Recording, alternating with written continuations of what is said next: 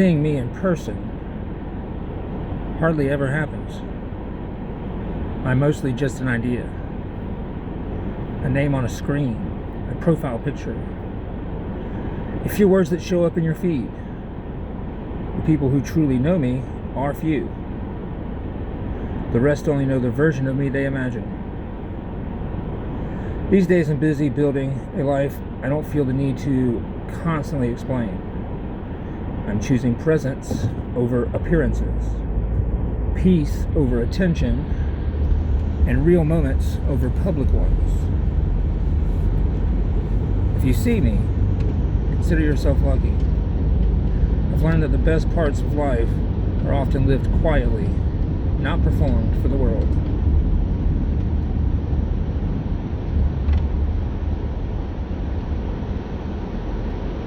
I'd rather grab a chair at a table full of sinners who own their mistakes than sit with folks who pretend to be saints.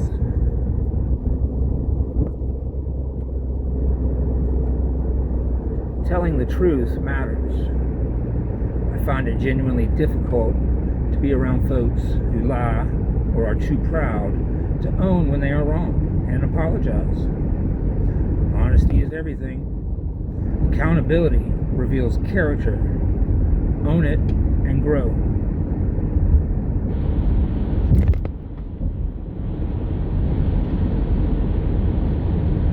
Never lie to someone who trusts you.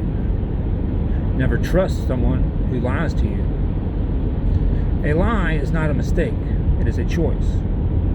And a choice tells you everything about what you mean to them. Protect your trust. Not everyone deserves it.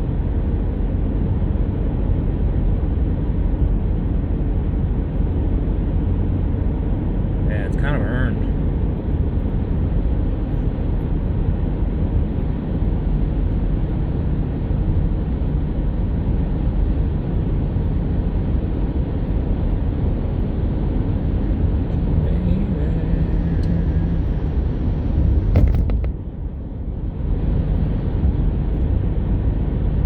A mistake that makes you humble is better than an achievement that makes you arrogant.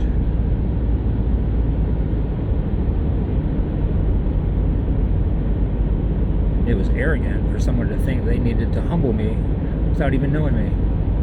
It's not even taking into consideration like where my parents came from and how they were raised and what they've been through. So like, much less like grandparents.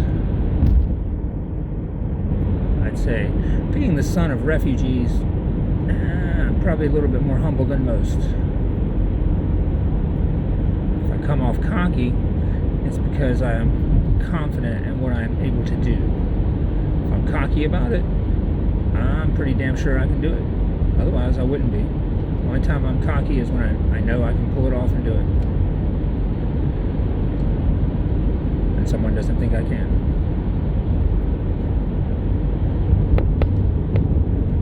The work of the mature person is to carry grief in one hand and gratitude in the other, and to be stretched large by them both. How much sorrow can I hold? That's how much gratitude I can give. If I carry only grief, I'll bend towards cynicism and despair. If I have only gratitude, I'll become saccharine and won't develop much compassion for other people's suffering. Grief keeps the heart fluid and soft, which helps make compassion possible. That's a quote from Francis Ward or Wand. Weather, I think that's the last name.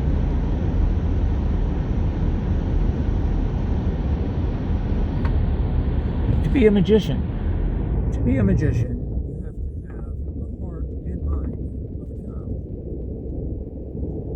True magic is not in complex tricks, but in the capacity of wonder, purity, of intention, and limitless imagination, combined with sensitivity and empathy. Empathy to connect deeply with with emotions and create meaningful experiences, transforming the ordinary into extraordinary through love and authenticity beyond adult logic. I'd say that's one aspect of magic. The imagination is probably the most important of all, but the mind of a child, heart of a child.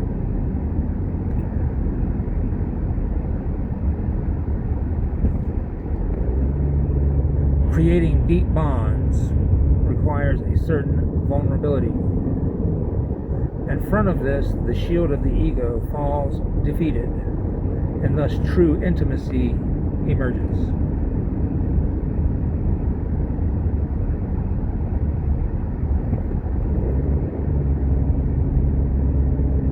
This is a good poem right here. I don't know who wrote the poem. I know this one lady in particular posted it. I don't know if she wrote it or not.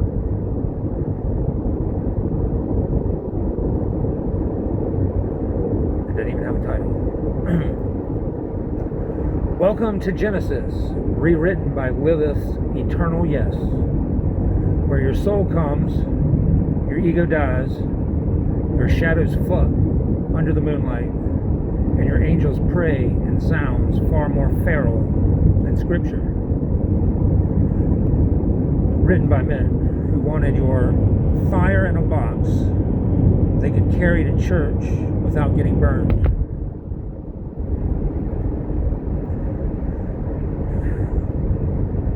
My higher self has a kink for going down on all the places the world told her to shrink. I've studied enough Jungian psychology to know she's the jungle you get lost in on the way. No, my bad. I've studied enough Jungian psychology to know she's the jungle you get lost in on purpose, the kind who refuses to bloom on command. I've practiced Tantra and Hermeticism, been certified on the Indoctrin system, and meditated for over a decade on the mysteries of the universe. So I can show you many ways to raise your vibration.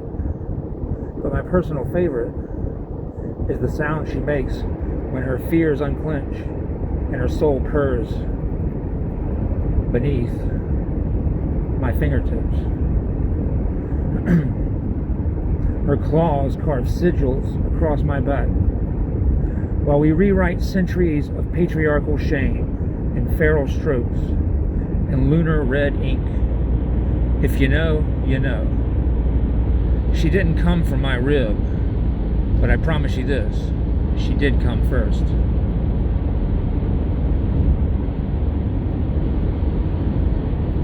Philosophers talk about God while poets taste her.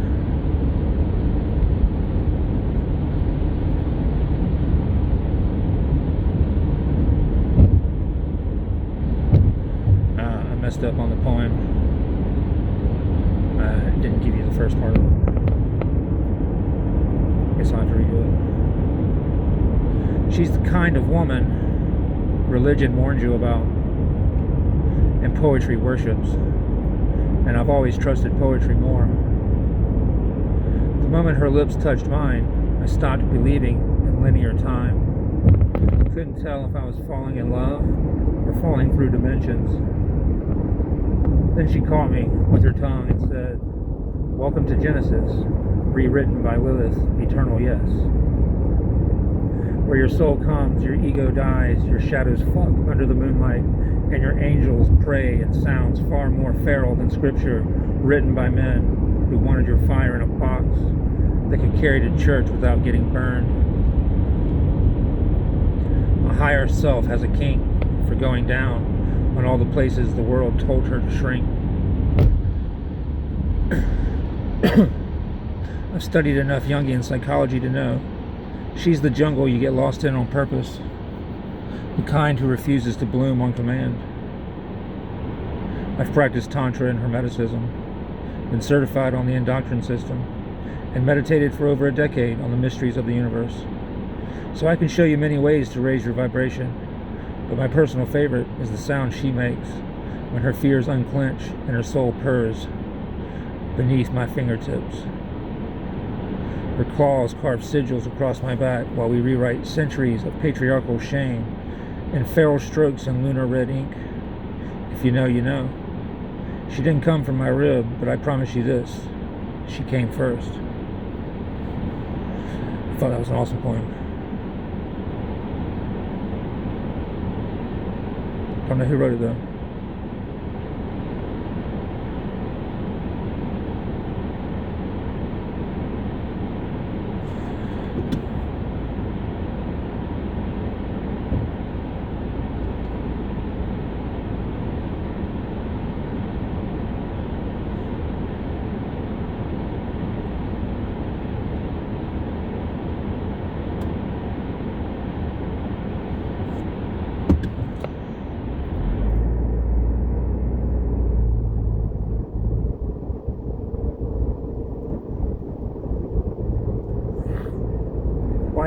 Why is nobody talking about a man who has to start from zero because a woman destroyed his peace?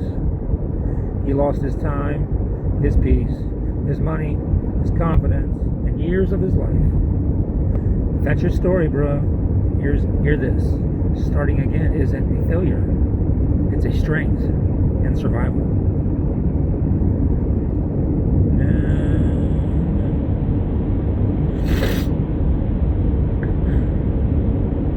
You broke him. You broke him. Imagine God sent you that man as a gift, a test to see how you would handle him. The one meant to support you, to love you, to stand beside you. The man who cared about your future, not just in this life, but the next one too. Someone who wanted nothing but better for you. He never gave up on you, and in return, you broke him. You tore him into pieces. You betrayed those sincere eyes. You made those eyes, once full of love, cry endlessly. You took advantage of a rare soul that was sent your way.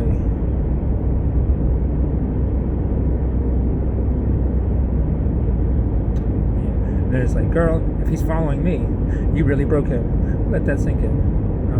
I don't know who I was following there.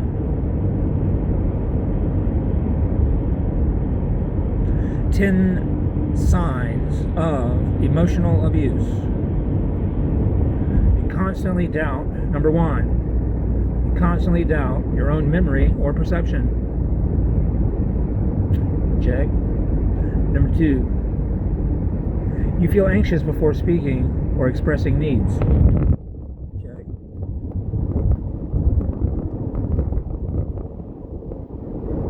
Your emotions are minimized or mocked.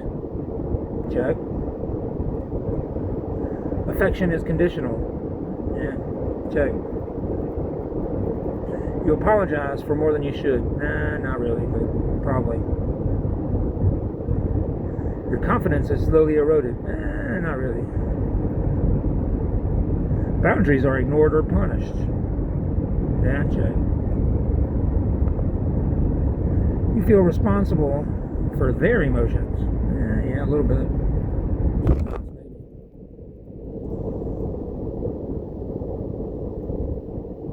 There's a pattern of control disguised as concern. Yeah, I think so. Resonates. You feel drained, smaller, or disconnected from yourself. Maybe a little. It's more than 5, so like, yeah, it's definitely signs of emotional abuse.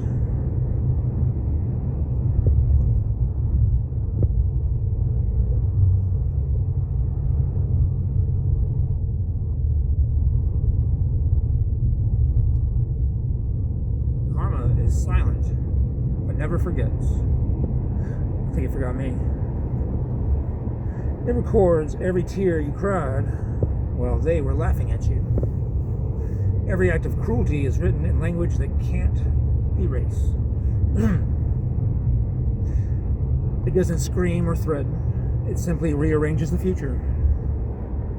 One day, the person they disrespected becomes the one they have to beg to.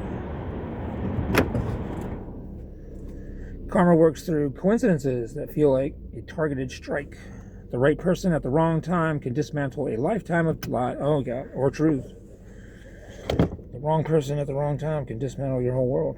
It waits for them to forget what they did so that the strike feels unfair. They will ask, why me? While the universe answers, remember when? Remember when? Your silence in their presence is the energy that fuels their karma. Stop seeking revenge. Your peace is the trigger for their downfall. Nature never ignores a debt.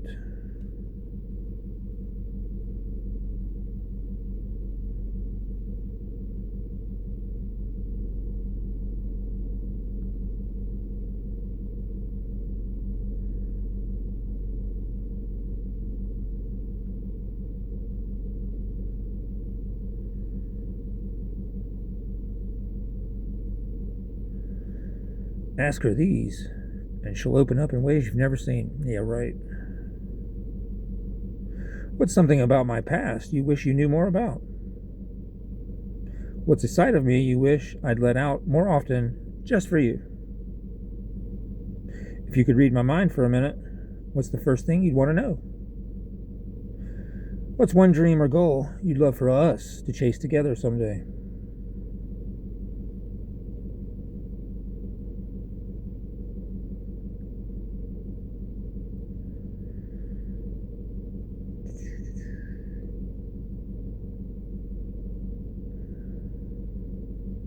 If you're meant to be together, life will separate you first. Here's why. Number one, the pull apart. Sometimes life pulls two people apart before they are ready. Not to punish them, but to force them to become the people the relationship actually needs. Okay, sure. Number two, the mirror phase. When the love is real, but the timing is wrong. Every insecurity gets exposed. Every fear, every wound. Every part of yourself you've been avoiding suddenly becomes impossible to ignore. The distance lesson. Distance tells the truth. It shows who puts in effort, who runs from growth, and who only loved the feeling of being wanted. The return, or the revelation. If they come back wiser, kinder, and changed, there may be something worth rebuilding. If they return the same, the separation gave you your answer. Number five, the truth. Real love doesn't always bring people back together quickly. Sometimes it sends them apart first, so they can return as better versions of themselves, or finally learn why they had to let go.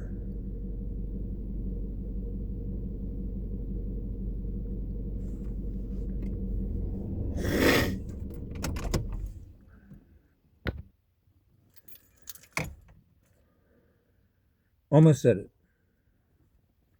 I almost called you yesterday, had your name halfway out my mouth. Then I remembered you don't pick up for me anymore, so I hung up on myself instead.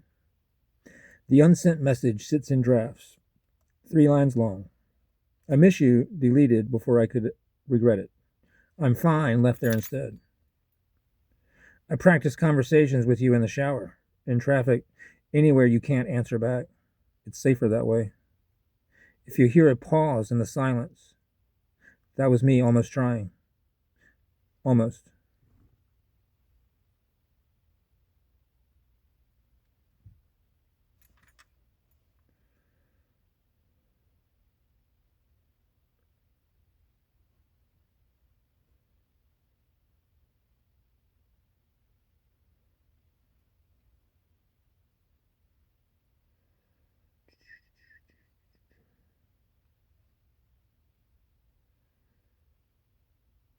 That's too long to read that one.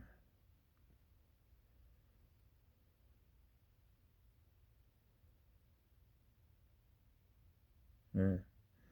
I'd read those, but those are ones I took off your Facebook page, so you should be aware of them, but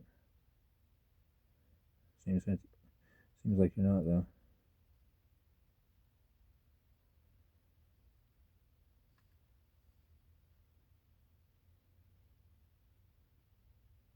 Your job is not to judge. Your job is not to figure out if someone deserves something. Your job is to lift the fallen, to restore the broken, and to heal the hurting. Yeah.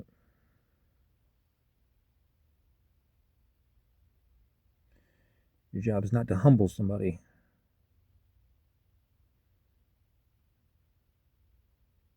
Especially if you don't know them.